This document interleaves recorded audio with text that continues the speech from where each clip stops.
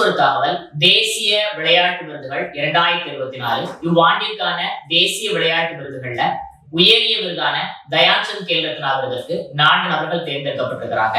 முதல் நபர் தமிழகத்தினுடைய பிரபல செஸ் சாம்பியனான டி குகேஷ் அவர்கள். சமீபத்தில் நடைபெற்ற உலக செஸ் சாம்பியன்ஷிப் போட்டியில மிக இளம் வயதுல அவர் சாம்பியன் பட்டத்தை வின் பண்ணியிருப்பாரு. இரண்டாவது நபர் மானு பாக்கர். சமீபத்தில் நடைபெற்ற ஒலிம்பிக் போட்டிகள்ல துப்பாக்கி சுடல்ல 2 பதக்கங்களை வின் பண்ணியிருப்பாங்க. ஒரே ஒலிம்பிக்ல 2 பதக்கங்களை வின் பண்ண முதல் இந்திய வீராங்கனை அவங்கதான் அப்படிங்கிறது குறிப்பிடத்தக்கது. அதே போல கடந்த ஒலிம்பிக்லயும் சரி இந்த ஒலிம்பிக்லயும் சரி இந்திய ஹாக்கி ஆடவர் அணி வெண்கல பதக்கம் வின் பண்ணியிருக்கிறாங்க. அதுல கேப்டனாக செயல்பட்டவர் ஹர்மன் பிரீத் சிங்.